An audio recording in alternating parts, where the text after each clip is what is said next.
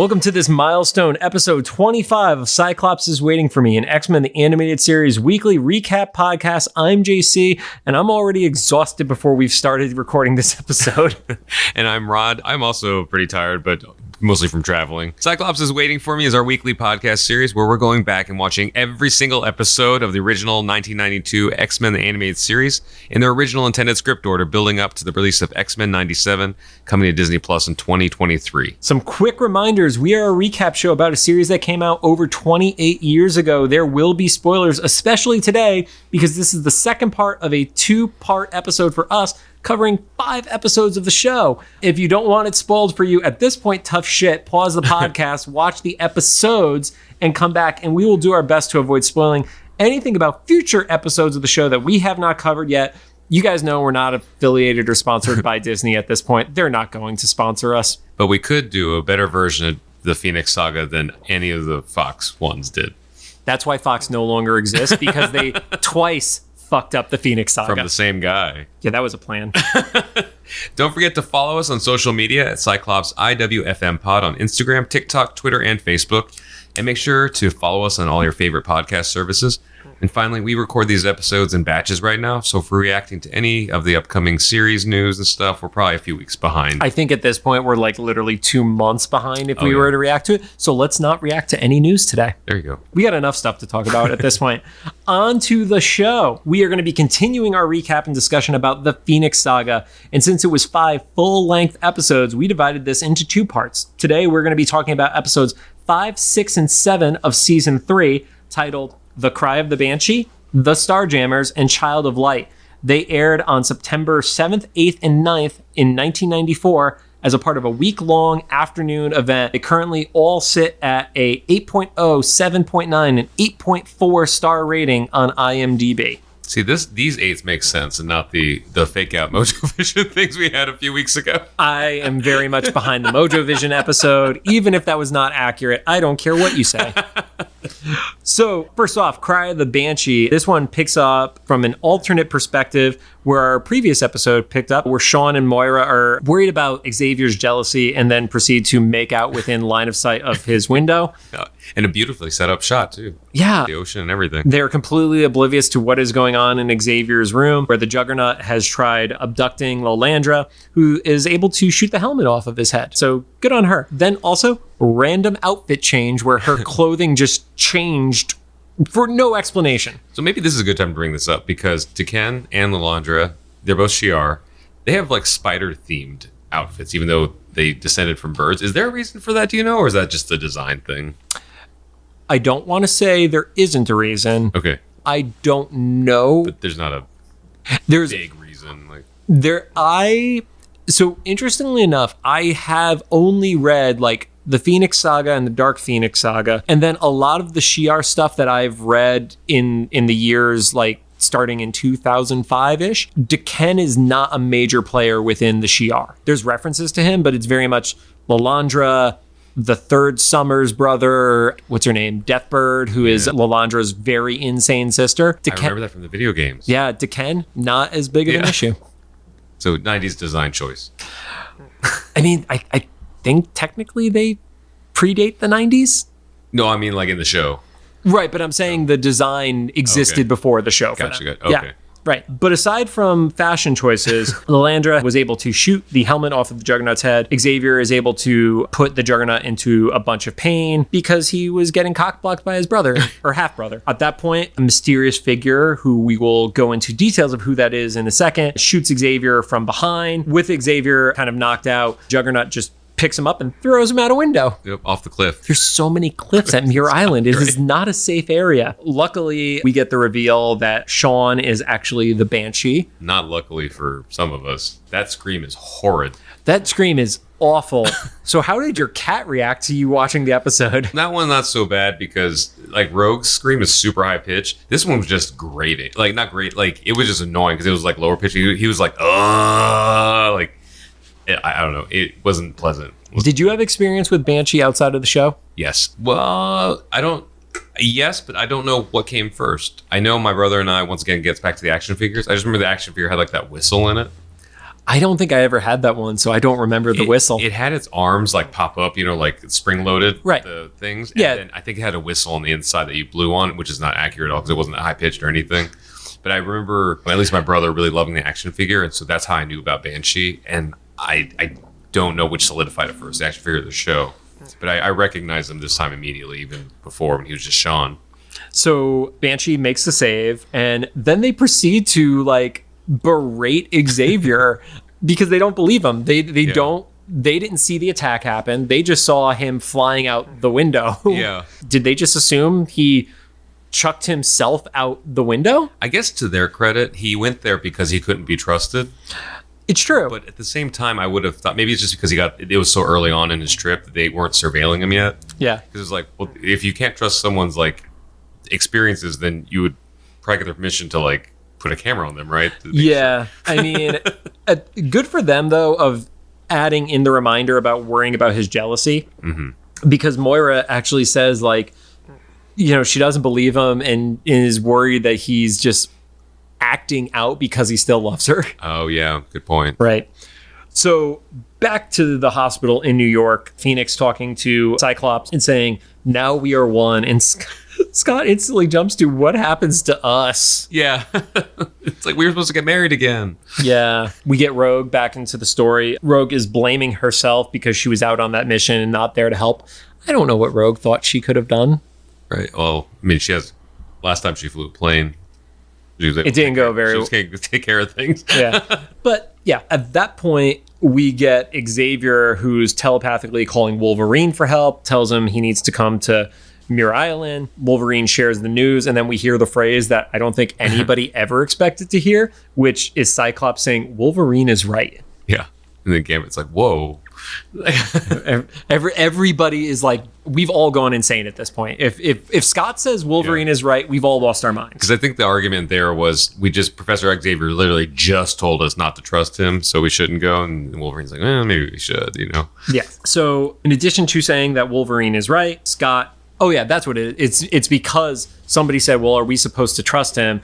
And Scott says, no, Wolverine is right. We need to check this out. But Storm and Scott are going to stay back in New York with Jean and Beast. Over in this castle in Scotland, we see Eric the Red, and he's negotiating with who we find out is Black Tom Cassidy. Mm-hmm. That's the character's name. And Black Tom Cassidy is a long-standing X-Men villain, also known in particular for teaming up with the Juggernaut too at different times. They kind of were like a little bit of a duo together. So, you had the Brotherhood of Evil Mutants, which was usually Mastermind, Toad, working with Magneto. Blob was usually in that one, but they were kind of like the side duo. They're kind of like the Avalanche Pyro thing in the show where they're always like together. Yeah, they in the comics, they were paired up very often. Yeah. So Eric is basically like, yeah, I'm not going to pay you. Just give me Lilandra. Juggernaut, showcasing how strong he is, just shows up and makes the save and just squeezes Eric. Yeah. And he's like, okay, maybe we can negotiate. Yeah, maybe I'll pay. But then my favorite moment of the entire thing, it's for $10 million. Yeah. It's like a Dr. Evil, $10 million. Right. Which, I mean, okay, probably for a kid hearing that number. Yeah. But, that I think at that point we probably assumed like somebody like Bill Gates was only worth like $15 million. Yeah. So it was like $10 million. 1994, inflation. So we hear an alternate music sting as the X-Men arrive at Muir Island. Wolverine and Banshee have this like little interaction that I know you liked. Yeah. Moira's like, you shouldn't have come. And then Wolverine kind of tells him off. And Banshee's like, you should learn some manners. It's like, you don't know him very well. I was going to slit your throat out. Yeah. So we've established that the X-Men have made it there. Mm-hmm. The Blackbird is fast as frig. Over in the castle again, Eric is awakening Lilandra. We find out that he has been using a alternate name while being stationed as a spy on Earth. Mm-hmm. So he goes by Eric the Red, but his real name is Shikari. Right. So I love that he's like, I'm going to go to Earth. My name's going to be Eric. Is there something where he's been stationed? Like, is Eric the Red like some like Viking or something? Like there's something about this character that didn't make it into the show that neither of us looked up because one, I think I just don't care enough about Eric the Red, and Rod doesn't look anything up. But, he says that, we're we're looking for the crystal, and it's not with Lilandra at this point. The argument continues back at the installation. Installation seems right. And Wolverine gives some credence to the fact that somebody else was there. He says he smelled 3 people. One is definitely the Juggernaut, which we've actually talked about with Wolverine in the Juggernaut's first appearance of he distinctly remembers the smell of the Juggernaut. Yeah. One that he doesn't recognize and one that is definitely not human. And at that point, psychic distress call pops out from Lilandra, who showcases a stag and a dragon. So when Professor X sees this, he says it out loud, and Sean instantly knows where that is because that is where Cassidy Keep is. And we cut over to the Great Hall of Cassidy Keep, and I only know that because they specifically captioned it. Yeah, there's a sign that says Cassidy Keep, just in case you live in the area and you don't know which castle you're walking by. Right. And as they're arriving, Wolverine has the response that most of us have in response to Banshee flying. He's like, What is this? Well, because he's yelling the entire time he's flying. And I don't even want to replicate it because most people are probably listening to this on earbuds or in their car. Yeah. And there's no way for us to replicate it and it not be unpleasant. So just imagine a very low, guttural, ongoing tone. Yeah, and you're flying that way for miles. And Wolverine, even if it's 30 seconds, it's awful. Even Wolverine points out, it's well, we're not going to exactly sneak attack with this. So they're arriving at the keep. There's the acknowledgement that they know they're no match for the Juggernaut. Because looking back, the last time that they fought the Juggernaut, Jean was there. Yeah, and I also like that there's a comment. Someone asks, how do we know who we're saving? And Wolverine's, this might be one of my favorite Wolverine quotes, just the way he said it. He's like, she's from another galaxy. You see a woman you don't know? Rescue her. So when they arrive at the keep, it is a trap that gets sprung by the space crew. Mm-hmm. Banshee makes the save. At 1 frame a second. Yeah, there were definitely a few times in these episodes where there are animation hiccups. Nice way to say it. But he has a really awesome line where it's, the Lord of the Castles come home. Yeah. And then the fight breaks out. Rogue proceeds to call Juggernaut fat, which... There is a habit of calling people names that are insults that don't necessarily make sense. Because he's big. He's a brick shithouse, but he's not fat. Yeah, and she's fought the Blob a couple times. Yeah. So she has actual examples. We do get the brother fight between Black Tom Cassidy and Sean Cassidy, but quick note, in the comics, they are actually cousins and not brothers to each other. Ooh, okay. So that was just an editorial thing for this. I believe it was to give the brother versus brother drama of it, especially because in the Phoenix Saga, there was a brother versus brother story that did happen where Cyclops was fighting his brother Havoc in one of the issues. And because we haven't included Havoc here at all, obviously you don't need to have that drama. And we don't want to throw another location into this to bring him in. I mean, at that point, Havoc was X Factor. Yeah. So introduce a whole other team on top of that. Or actually, would he have been X Factor at that point? I don't know. Timelines get confusing.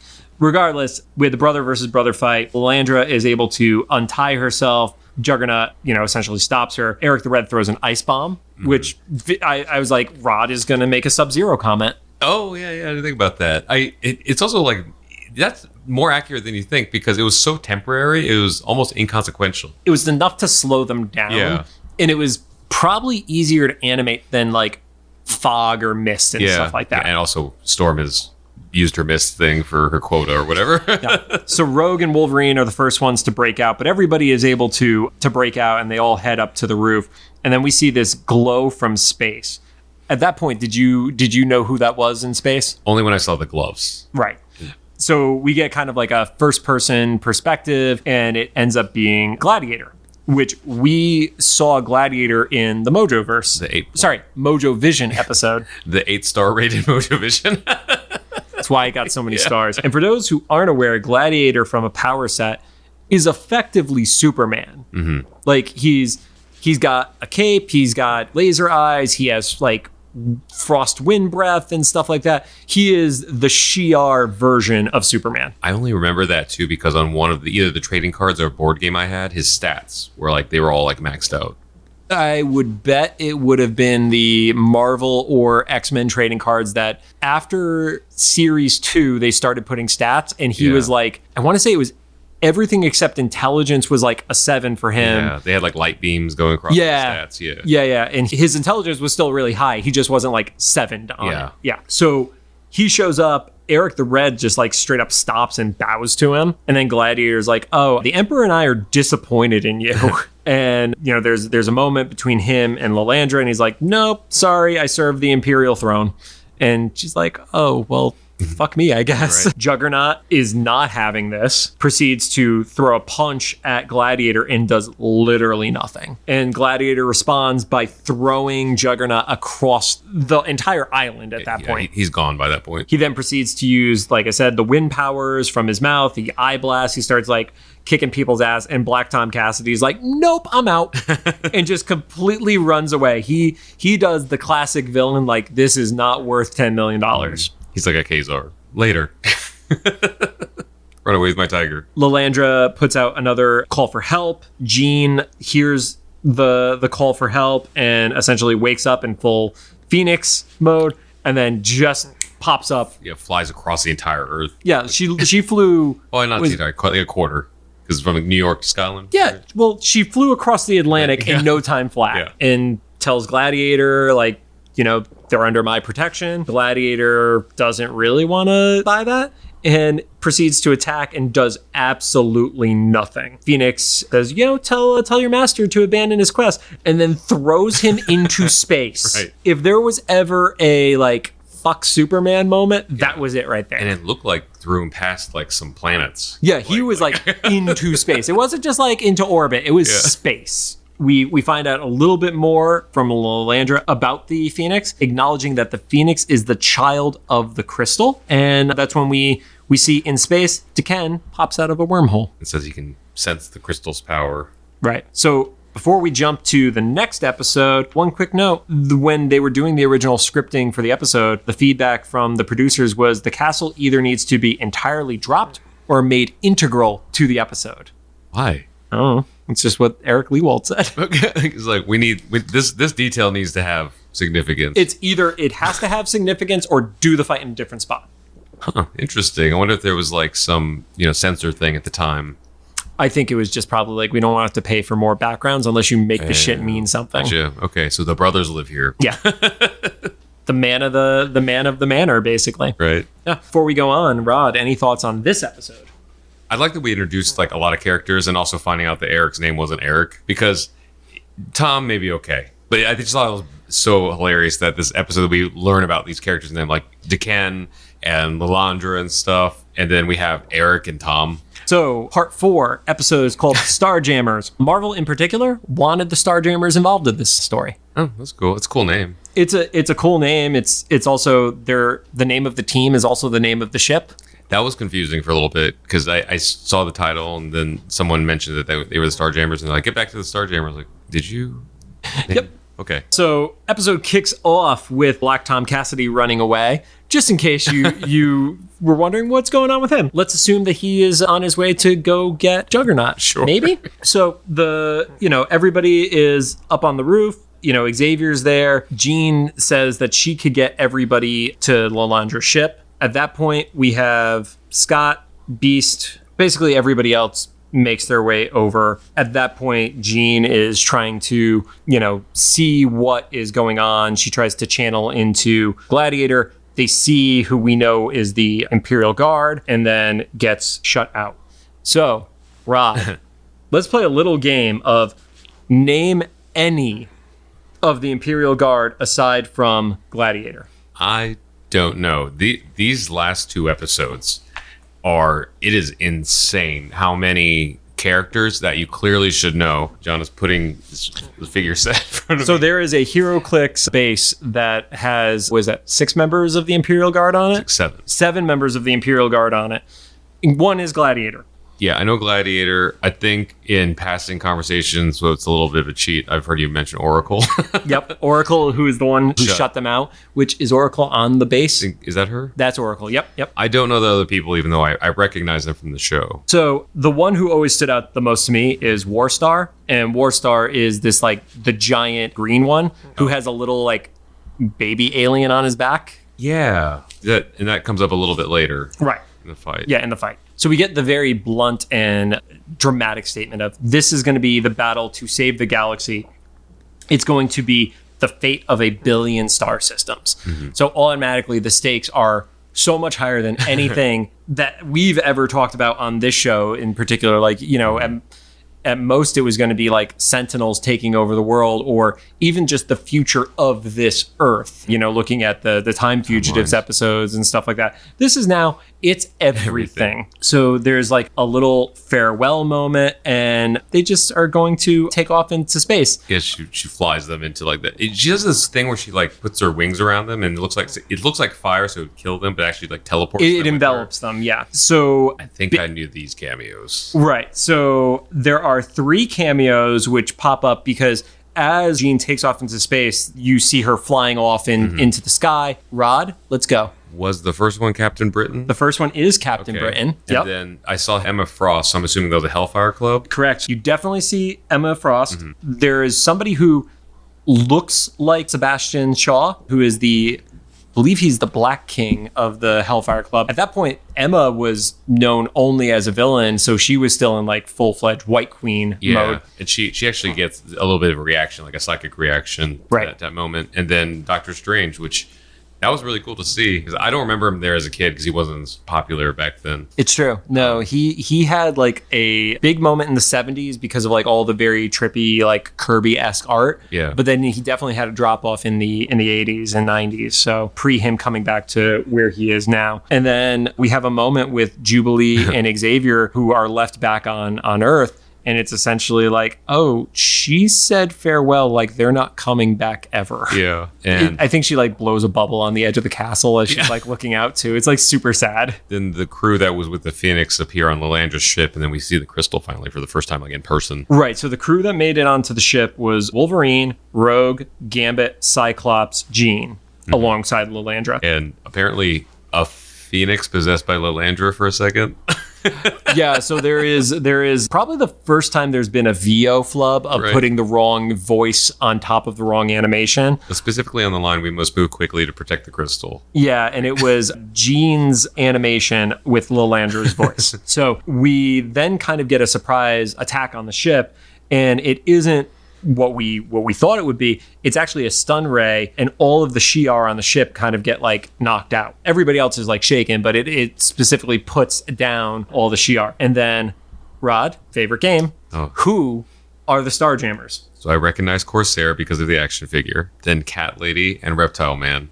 Cat Lady I feel justified for because they went out of their way to highlight her sound specifically. She is feline. I have no pushback on that sentiment. She screeches comedically like a cat the whole fight. Yeah. So that's Hezbollah. Hezbollah, okay. Hepzibah.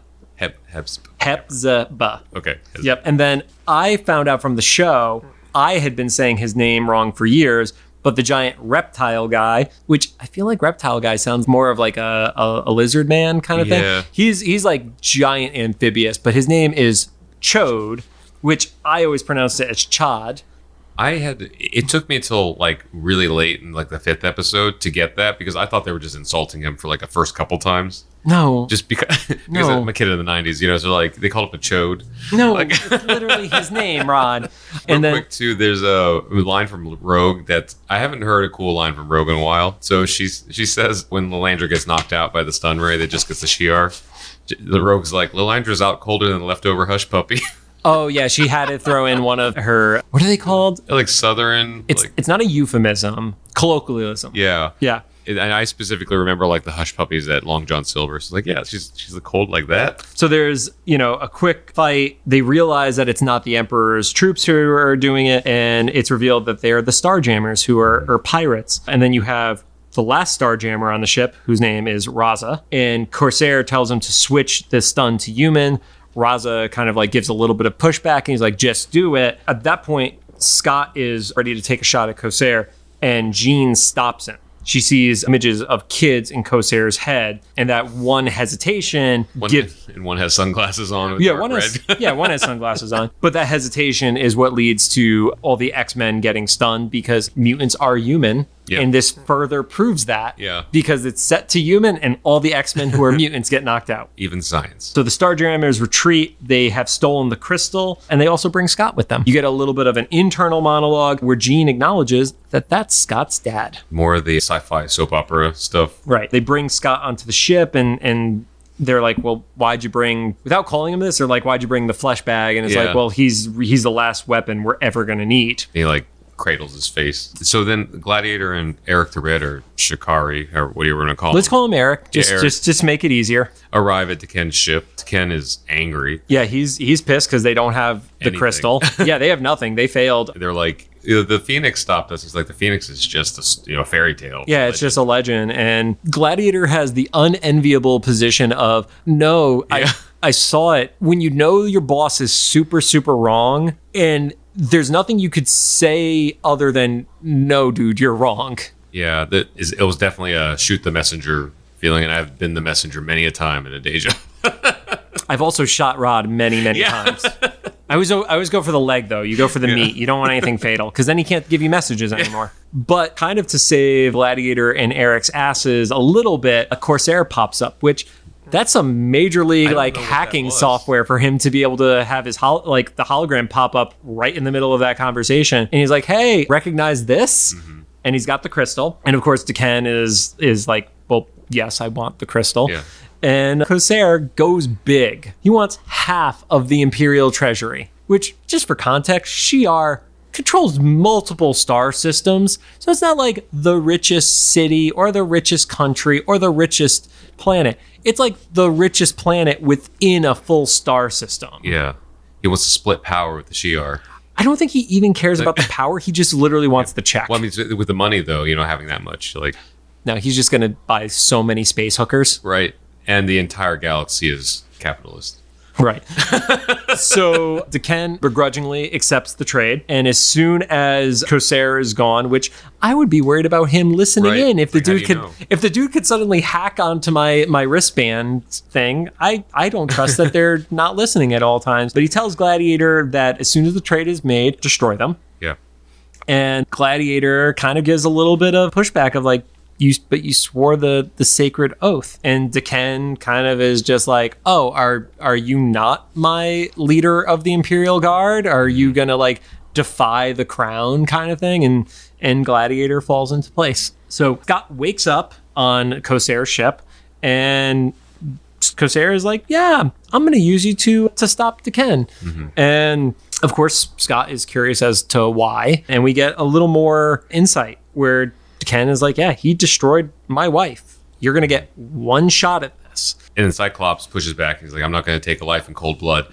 I would question that a little bit right now because so much stuff has happened. I guess it's enough to question, but also that man is responsible for your kind of wife being possessed, as far as you know, and stuff, and, trying to kill everybody and things. Wouldn't be the worst thing to do is to start taking out some pawns in this. Also, he literally tried to murder Sinister multiple times and then saw Sinister explode. Yeah. So it's not... Did he not consider Sinister? Did he not Sinister? Jeez, I didn't even mean to do that. Did he not consider Sinister? Blood, I guess? He was like, it's fine. Yeah, he didn't know that Sinister was going to be able to reform himself when he blew up. But Corsair kind of gives the would you kill Hitler argument of, well, is your honor worth billions of lives? Mm-hmm.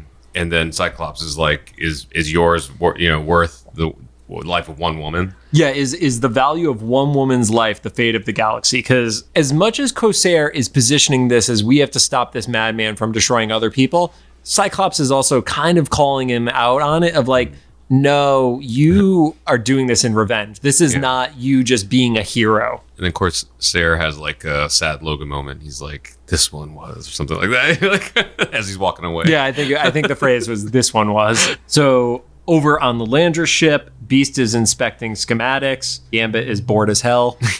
because why not? Yeah. Lilandra is yelling at Jean, like, oh, you need to teleport us. And Jean, she's rebuilding her strength, but she does acknowledge that each time she uses her powers, she gets stronger. I see this as like video game logic of the more times I do something in Skyrim, the better I get at it. Yeah, XP, man. Yeah. She just keeps leveling up, and I don't know which tabletop system she's using, but that's a pretty solid one. Over on the ship, Cyclops and Corsair continue their debate of, well, are you going to do this? And Cyclops is like, well, you're really not giving me much choice. And Corsair has the moment with his team of, well, if we fail, you guys have to carry on the mission without me. And it's like, what? Like what mission? Like without you? Yeah, without you, we're kind of screwed. And they don't want to let him go off on his own, but he's also like, well, do it, deal with it. And Corsair and Cyclops have that, fun, ironic conversation. Yeah, the two sides not knowing about each other, where Corsair acknowledges that he also came from Earth. Scott is wondering how that's possible, and Corsair is like, yeah, I had kids that I wouldn't know if I saw them, and the oldest one had his mother's eyes, which obviously the greatest irony, because you can't look Cyclops in the eye because you'll get your head force blasted off your shoulders. Corsair and Cyclops approach Ken while Jean contacts him and teleports the X-Men all there. But before Cyclops can blast Ken, the X-Men appear with the Phoenix. It kind of interrupts the in cold blood moment. Well, Corsair is presenting the crystal like right at that point, and right as the presentation happens, that's when Phoenix pops in. Corsair sees his chance. He goes after Ken, and it's revealed that it's actually a shapeshifter and not Ken. Did that shapeshifter have a name? They looked important. Is it just another one of the Imperial it's Guards? One of the Imperial Guards. It's not one of the ones that I know off the top of my head. Like a split second, I was excited it was going to be like a scroll or something. Right. No. Yeah. Not that one. But, all of a sudden you get this like big everybody's fighting everybody scenario. The X-Men are doing a pretty good job of holding their own against the Imperial Guard. Gladiator gets over to the crystal first. Wolverine and him have like a little quick interaction, and he just kind of tosses Wolverine like he's nothing. He then gives the like get out of my way woman to Rogue and Rogue just beats the crap out of him. Yeah. And everybody starts to make their way to the Starjammer in their escape with the crystal. Beast is holding the door open for everybody, and then Rogue just kind of like one-ups him. Well, even better, I think Wolverine tries to start helping, and they're both struggling, Beast and Wolverine. Oh, yeah. Yeah, and then Rogue just gets there and is like huh. Yeah. Yep, no problem. And as they're about to get through the walkway, whatever that thing is, yeah. The retractable bridge thing that I don't know what that's actually called. Ken is in their way, and Gladiator is holding Lilandra. And then they start reciting the thing to activate the crystals, which is like 9 dying stars in a world with no name. Jean tries to get the crystal, ends up opening a breach in the crystal, and with the power of the negative galaxy, stuff starts getting like pulled in. Mm-hmm. And that's where we end that episode. I feel like they mentioned the negative galaxy a couple times. Right. But it deserves so much more explanation, because that's just a weighty concept. I mean, you have the negative zone in Marvel. You have a negatives galaxy now. You have the Anti-Monitor in DC. Just read some comics, right? I don't know what to tell you.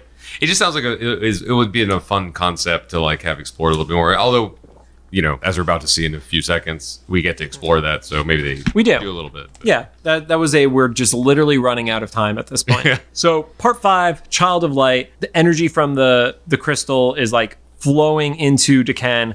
The frame rate drops to 1 per second. Yeah. I'm pretty sure. It's just a PowerPoint. And he turns into a giant crystal version of himself, proceeds to like try to shoot the X-Men, and Jean creates a shield that stops Ken from like taking everybody out, but he just kind of shrinks into the crystal at that point. Yeah, his retreats. I guess it's like Genie going to the lamp, except it's not a tiny space. Yeah, except all of a sudden he becomes more powerful by being inside of it. And they acknowledge that he was granted his wish. He is now one with the crystal, and that he's going to create a universe within the crystal. Corsair radios the rest of the Starjammers on the Starjammer, tells them to leave, and then Jean comes up with a plan of seeing if the Phoenix can actually contain the power of the crystal, and proceeds to teleport everybody onto the Starjammer. And at that point, you get the Imperial Guard are all also retreating on their ship. Everybody's just, nope. Jean returns. Jean gets sucked into the crystal. Lilandra is freaking out because she failed. And then all of a sudden you start like seeing these like shock waves coming out of the Macron crystal, and the ships all start getting like sucked back in the direction, like black hole style. Yeah, they watch the Deken ship like implode. Yeah, the Imperial ship implodes. People start firing at the crystal. That's what you do. You just keep shooting stuff. At that point, that's what I would probably do. And then again, it starts what we picture a black hole to be, of things getting sucked into it. I'm making hand motions again on an audio podcast. Down on Earth, a bunch of environmental disturbances start happening around the world. But and it starts with Jubilee seeing the sun fade away. Yeah, that's one of the big ones, is the sun starts fading away. Jubilee is reacting to it, and Professor says, well, there's really just one hope left, and it's the X-Men. And it's like, dude, that's a lot of pressure on them. Yeah, because if you think about it from their perspective, he's just like, we're just going to sit here and wait. Yeah, like literally nothing else. So over on the Lilandra ship, everything is basically going to shit at this point. Gambit says, well, if the world's going to end, I'm going to go for it. And right as he's about to kiss Rogue, and she looked like she was ready, like she was down, they get sucked into the crystal. You know, fair enough, though, because do you remember that show Flash Forward? I wouldn't be surprised if you didn't watch it. I remember the name, but I can't remember the show. It was basically about everybody passes out at the same time. You get to see your future. And so some people don't see anything.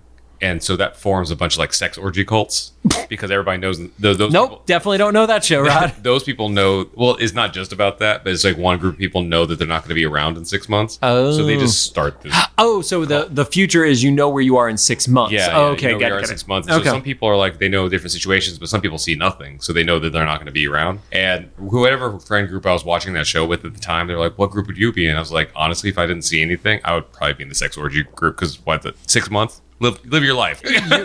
There's no reason to finish school or keep going to work if you're going to be gone in 6 months, right? So I get Gambit and Rogue. Yeah. Get it in, man. So when they're sucked into the crystal, their ship is like all jacked up, and they're walking out of it. And there's this weird super pink, because it's inside the Macron crystal landscape. And there's these like pulsing muscles. It reminded me of a brain almost. Yeah, and I got the ego vibe from it, just from the few things I'd seen, but maybe that's because of the living planet. Yeah, I could see that. Yeah, it was like weirdly organic, is kind of the best way to describe it. Deken appears first. He's this like orb, and then he just becomes full on giant version of Deken. He kind of does like the apocalypse thing. Yeah, where he just gets like massive, because he just has all this power. There's a failed charge by Rogue, Wolverine, and Gambit, where props to them for like running into probably what is going to be their death, and then just get whacked away. In the distance, we see Jean's clothes. I thought she was smushed in the ground. That was just her clothes, though? I mean, I interpreted it as clothes, but on the top there was the red, and I literally rewound it like 3 times, because it was the color of her hair, but it didn't look like her hair. Okay. So I guess that's one of those weird alternate reality bending things where it could be seen in different ways, like we did. Deken pops out of the ground, and just his hands come out and destroy the ship. Yeah, because he declares he's becoming a living galaxy. Lilandra takes the diplomatic approach and tries to appeal to him to stop using the crystal. That doesn't work. Gladiator then tries to go for it. That doesn't work. Gladiator's method's not as diplomatic. Yeah. And then Scott gives there's nothing we can do against him, which at that point they're pretty much right. Yeah, because if he controls the reality in this realm. Now, I know we're going to have a little bit of cameo conversation here. Rod, I know you're excited for cameo. So what are the 4 or 5 spots we see, actually? So I recognize Mount Fuji. Because they call it out on the screen. No, but I recognize who was at Mount Fuji. It was Sunfire. Right. Once again, excited that they didn't put a mask on him, just because, nice representation. Which is just interesting to me, because the character for the longest time has been known to have a mask. So it was a very specific choice to show Sunfire without his mask. It's very cool. And he's just kind of diffusing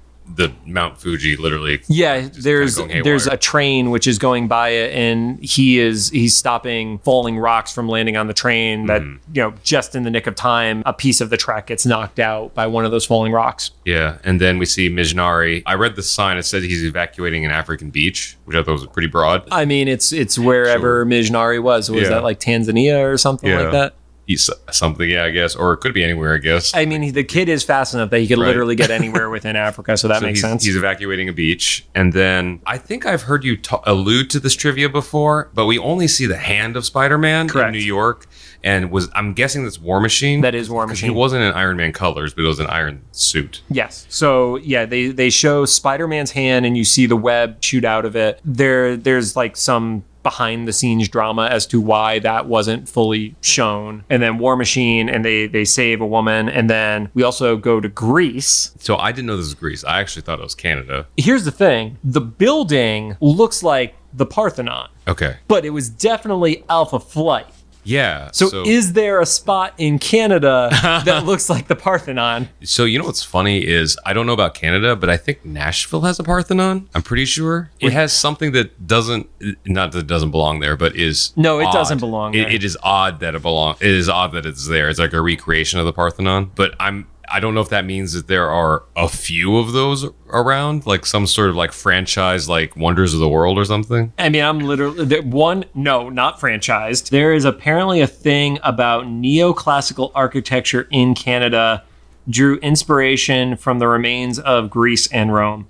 And I'm not clicking on a 60 megabyte PDF to find out more. But yeah, Alpha Flight. I always get this wrong. So originally my notes I had Owl Lady, but then because of our previous episode, I recognize this is Snowbird, right, and Shaman, which I guess is debatable if they're in Canada or Greece. Well, apparently we're learning things about Canadian architecture right now. And then they finish off this whole montage with Storm freaking out in New York. She's thoroughly not okay. Yeah, well, she literally stops a giant wave from like destroying that same bridge from a few episodes ago, and just is like, well, the Earth has gone mad. Also, they left Storm back on the East Coast when everybody else fucked off to Scotland. Yeah.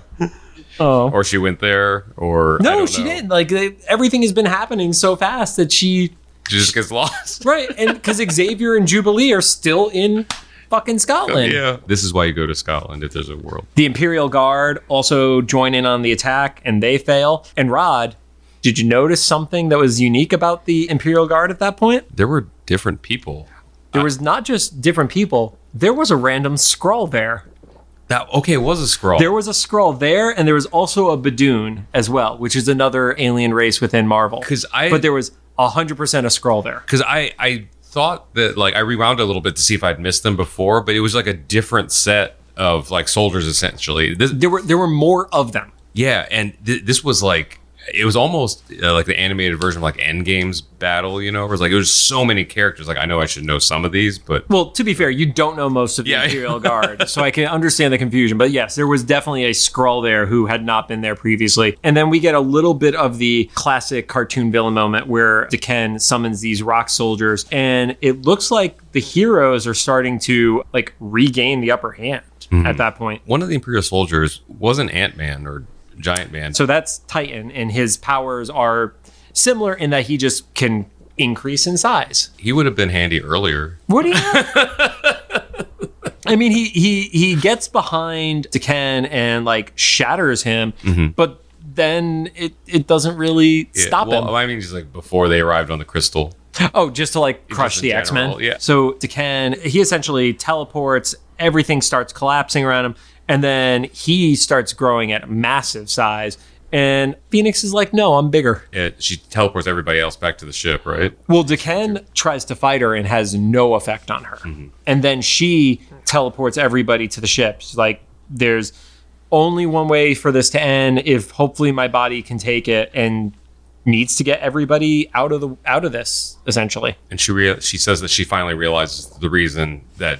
Well, so this was a little bit, I guess the Phoenix energy is a little vague in how it works if it's actually a sentient being on its own. Phoenix acknowledges, I know why I chose Jean's body because of her empathic abilities. Yeah, so the Phoenix is a consciousness. The Phoenix has its own set of like instincts and etc. So I was trying to figure out, so if this was the not Jean speaking about Jean's body, then was it the Phoenix saying that it's kind of like a We Are Venom moment. Okay. Yeah, it's like it's Eddie and the symbiote speaking together. That's what's happening with Jean and the Phoenix. Is the more they are using their powers and bonding, they are becoming one entity. So it's a we scenario, but acknowledge in the past that Jean was a separate entity. Gotcha. Right. And she figures out that she can destroy the crystal by joining the matrix of its energy field, which I don't think we were introduced to earlier. No, she feels the pain, which is like the living, this orb is the literal living center of the crystal. And she needs to join its matrix is the way to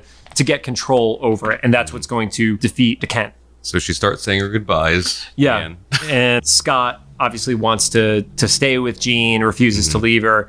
And she says, you can't be a part of where I'm going. And then Wolverine gets, his moment of like, yeah, he knows, but that doesn't make any of this any easier. We get the goodbye kiss. And then we get into a little bit of like the whole metaphysical scenario, which, by the way, just to be crystal clear, Jean is speaking from within the crystal to everybody at this point, and they are all on the ship, like reacting to Spacebird. So we get into a little bit of like this metaphysical thing of help me find a way, and then she kind of calls on different aspects of the powers of the various X-Men. Xavier for his wisdom, Storm for her compassion, Beast for his gentleness, Jubilee for her innocence, Wolverine for his courage.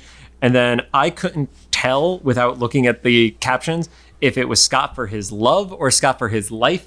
And it said love. I had to double check it. Right.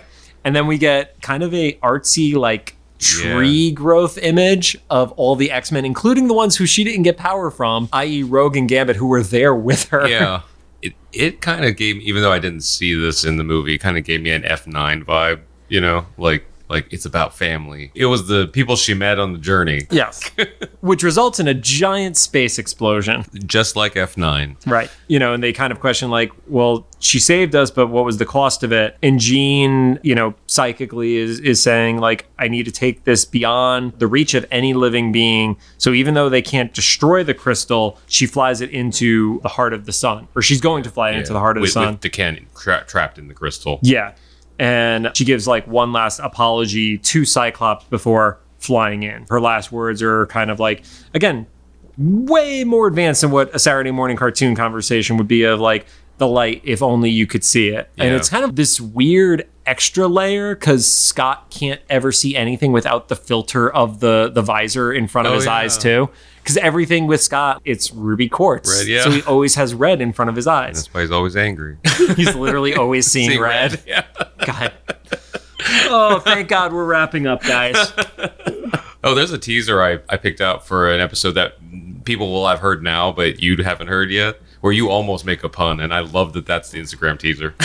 It's going to be amazing when one week we just don't have an Instagram teaser. Yeah. So apparently they just kept hanging out at Cassidy Keep while all this shit was going down. Yeah, it's fine. Yep. Xavier's like, we got to trust the X-Men. Sure. Yeah. Lalandra, is trying to get Charles to join her because she has to leave and go be the Empress now of the Shi'ar since Ken is out of commission, and Xavier can't go because he has responsibilities that he can't leave. He has to continue leading the X-Men. Yeah, you got two bosses that can abandon their hustles. You have, again, the awkward, heartfelt moment between Corsair and Cyclops, who don't know what the other one's history is, essentially. And I wasn't quite clear on the urgency of leaving. Like, Corsair was like, I wish we could hang out more. And I was like, why couldn't you? I don't think he actually wanted to hang out more. Oh, okay, if I'm being totally honest, like what's he's like, oh, cool, thank you, stranger soldier guy. Yeah. Like he doesn't know Scott's his kid, so why would he?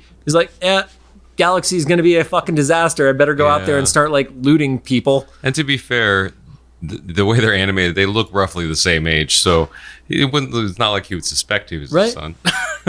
We have the awkward moment with Wolverine, who has the infamous picture of Jean and Scott together with the hole in it in the middle of it. I love how one animation literally had it cut in half, and then all the other ones have had the hole. So, and Lalandra has like a little bit of a foreshadowing. I almost went Jersey there, like foreshadowing moment. Hey, fuck you! Just because you say foreshadowing, fuck you, Rod. Foreshadowing moment. She says that they'll meet again, and then it wraps up with Professor X going to Cyclops, trying to comfort him as he's looking at the sun setting, and he tries to bring up the the legend of the Phoenix, and Cyclops kind of doesn't want to hear it. And he's like, well, the whole thing about the Phoenix is no matter what, the Phoenix always rose again. And that was a symbol of hope that never dies. Mm-hmm. And then there was a very specific animation choice where when you look at Scott's visor, you actually saw his eyes through the visor. Okay. And I remember the tears too. Yeah. And it was because anytime we've seen the angle of the visor, and I don't know if maybe there's the logic of it being at the sunset and the different colors hitting him, but you actually saw his eyes through the visor. And that's the only time up to this point we have seen that, aside from when he didn't have his powers. Yeah. So while he was powered, you could see his eyes. Yeah. And then final notes about this episode before I let Rod toss in some stuff. This actually has 3 episodes that got delayed until season 5 following it because of animation issues. Wait. So if you like, there were character moments that if you watched in broadcast order, absolutely don't make sense in the following episodes. Oh, okay. So the other episodes that happened before and the way we watched it didn't happen in the real time thing. Gotcha. Yeah.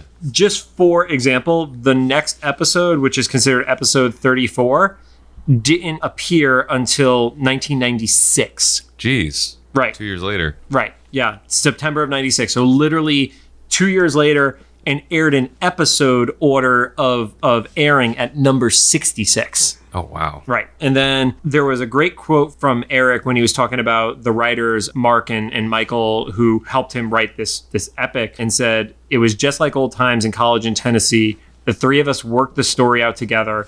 I don't think we or X-Men the Animated Series ever did it better. So if you want to interpret that, I would say this is his favorite set of episodes that they've done.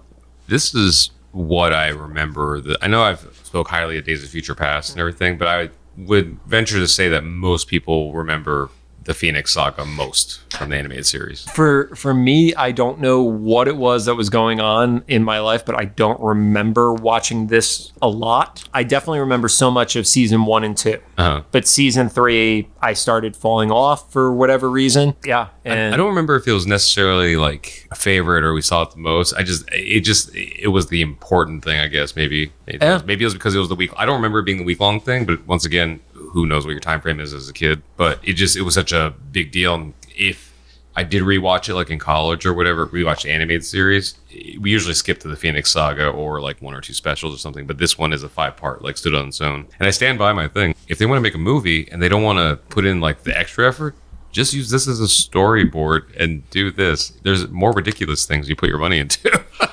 I mean, literally the second time they did Dark Phoenix, it was it was the Captain Marvel story, copycatted. Like Matt Pat said it amazingly. They literally just took the story and just put the Thing instead of Skrulls. Yeah, and in the same year that Captain Marvel came out. Yeah. Rod, we have gone through many pages of notes and talked for a while. Do you have any closing thoughts around this, aside from just how much it had a pretty meaningful impact on you, it sounds like? Yeah, pretty much just that. And I think that just amplifies why so many fans are so disappointed in the two times Fox tried to do the Phoenix Saga. Well, the funny thing is we've only talked about the Phoenix Saga, that we haven't gone to the Dark Phoenix yet. And that's the one where Fox really shit the bed. I mean, I think that the funny thing is I've never read the Phoenix story. I've only read the Dark Phoenix aspect of it. That's true. I guess we'll see once we get to the Dark Phoenix Saga, which is very soon. Yeah, I think we're 5 episodes away from that or something like that. Yeah. That maybe that's arguably what I remember as far as, because Phoenix Saga and Dark Phoenix Saga kind of meld together to me, like just the overall story and stuff. Right.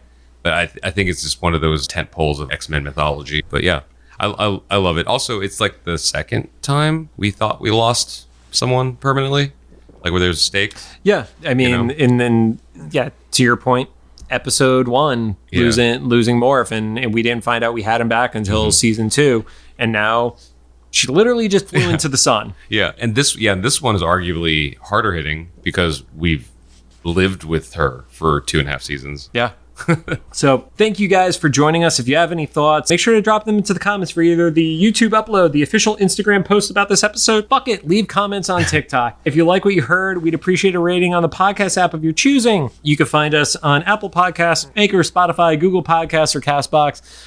I'm not looking up any more podcast services. Oh, and ironically, I was listening to the episode that just aired where I shouted out the fact that Facebook has podcasts within the mobile app the week after we found out that feature was going away. Nice. Yep. So remember, keep checking it out. We record stuff in batches. Ready to fly into the sun? At this point. Okay.